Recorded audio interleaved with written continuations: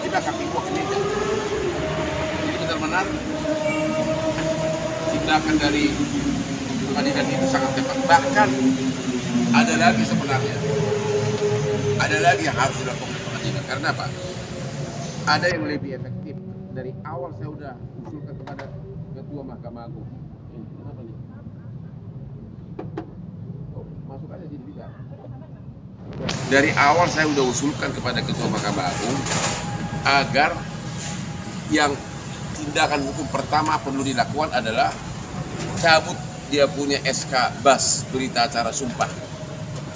Anda tahu kan, seorang pengacara agar bisa sidang harus menunjukkan di setiap persidangan kartu pengacara yang dikeluarkan oleh organisasi pengacara, sama satu lagi SK BAS, berita acara sumpah oleh pengadilan tinggi. Yang terjadi sekarang kan dia dipecat dari KAI, dia udah loncat langsung ke organisasi pengacara lain. Ya, karena memang kita itu paling menyedihkan organisasi advokasi banyak. Jadi masih perlu ada orang kayak gini, nggak boleh lagi bersidang. Mahkamah Agung harus segera memerintahkan Ketua Pengadilan Tinggi cabut SK berita acara sumpah. Kalau itu dicabut tidak akan bisa lagi bersidang seumur hidup. Berarti bisa dibilang ini karir akhir dari Rasman dan Firdaus setelah dilaporkan dan nantinya bakal masuk penjara gak sih Bang? Secara bisnis karir dia sudah hancur, karena klien mana yang mau pakai pengacara seperti itu? Kalau kamu menangani perkara di pengadilan pakai pengacara seperti itu yang dimusuhin oleh hakim, apa kau mau perkara kamu kalah? Dari segi de facto bisnis, saya yakin klien dia akan kabur semuanya. Ya.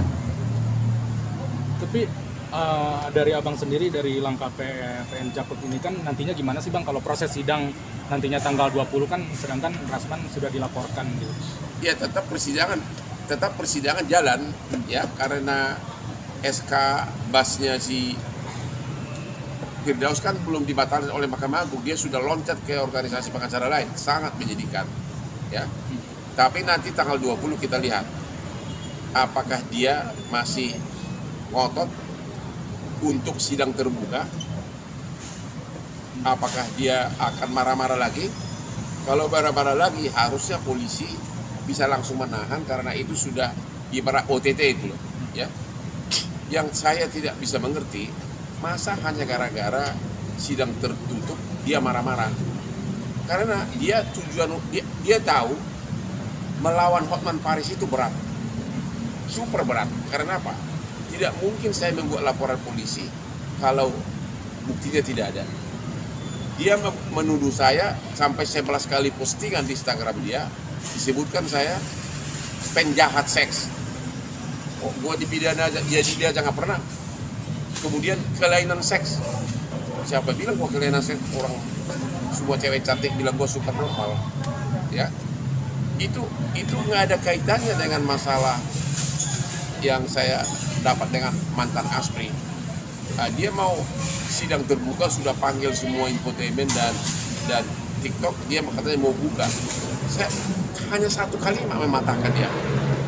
Apapun chattingan saya dengan ASPRI tersebut, kalau suka sama suka, itu bukan pelecehan. Apalagi di BAP, mantan ASPRI itu sudah mengatakan saya tidak merasa dilecehkan oleh Hotman. Itu sudah di BAP begitu. Jadi dia tahu itu, makanya dia sudah susah berkelit dari dakwaan. Makanya dia mau mencari kelemahan saya yang lain, tapi kan nggak ada kaitan. Nggak ada kaitan, mau saya ngapain sama ceweknya pun, kalau memang ceweknya tidak merasa dilecehkan, ya strategi dia salah total.